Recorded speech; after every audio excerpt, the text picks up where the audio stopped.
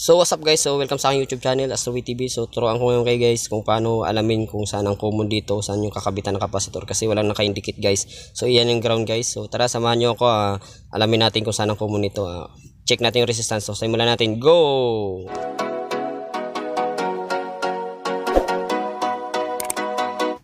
So ngayon guys, so naghanda tayo ng papel, so alamin natin yung resistance. So ayan guys, so sinulat ko na yung resistance guys.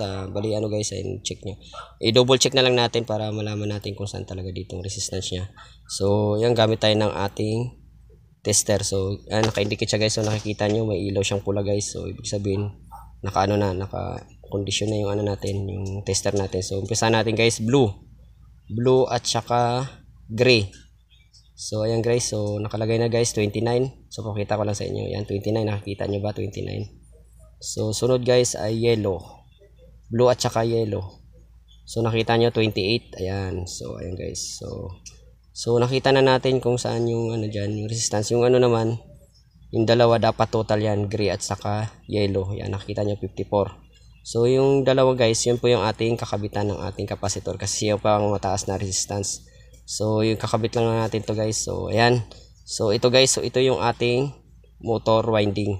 So ito yung motor winding natin. So nakita natin kanina, ito yung motor winding. So kasi siya nasa drawing. Yung ito pinakita natin. Ayan. Yung gray at saka yellow, yun yung ating 54 resistance or 54 ohms. So yun po yung ating, so mali. So ito pala, itong dalawa na yan, yung wire na yan po yung ating 54 ohms. So yun po yung ating capacitor. Diyan po natin ikakabit ang ating capacitor guys. Ayan. So ito yung blue, ito yung ating common. Yan po yung sa ating line 1 ng ating AC cord. So ayan guys, so yun nakita nyo naman kung paano mag-check. So ayan lang guys, kung bababa yung ano guys, yung resistance nya guys, sabihin hindi na good yung ating motor. Dapat total yung dalawa. So ayan guys, so ito nakita natin yung motor walang naka-indicate guys kung saan ang common dyan. Kaya inano natin, gumamit tayo ng tester para malaman natin. So wala talagang ano, hindi mo pwedeng manghula, so gamit tayo ng tester. So ayan guys, so ito na. Ayan na, so yan. Ito po yung ating diagram. So yan po yung ano, yung motor winding. So yan. Makita natin itong blue ay common. So ilalagay natin sa ating AC cord. Ayan po, AC cord natin guys. Ayan. AC cord. So ilagay natin yung common. So balatan ko lang muna guys. Wala pa palang balat.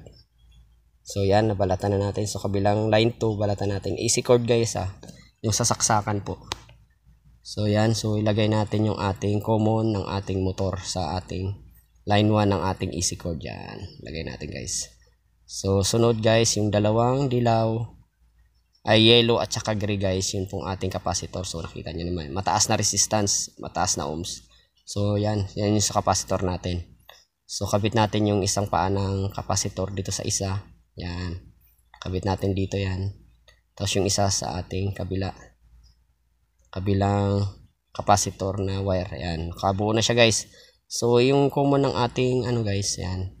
So meron tayong line 2 guys. So ang mangyayari guys, yung line 2 ikakabit natin dito sa isang ano ng isang capacitor natin na nakakabit yung ating yellow yung sa ating motor. So kabit natin guys, ang mangyayari guys, ang ikot niyan ay pag ganun forward. So forward, so lagay lang natin guys. So ayan, pinulupot ko na siya guys. So wag niyo pala akong gagayan guys kasi hindi na ako magagamit ng electrical tape. Ang importante hindi nakakontak yung katawan niyo sa ano. So ayan guys, so sasaksak na natin guys. So yan, sasaksak na natin. Yan sinaksak. Yan, so binunot ko guys kasi ang nangyari maluwag pala yung ano niya sa ano, sa pulley. Yan, maluwag. So kailangan pala ng safety. So pasensya, hindi ko pala nahigpitan to. So higpitan ko siya guys. So gamit tayo ng T.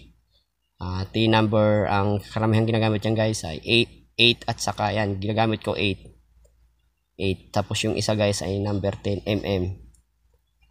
10 mm yan, 10 mm po yan, 10 mm. Dalawa lang yung ginagamit lagi dyan.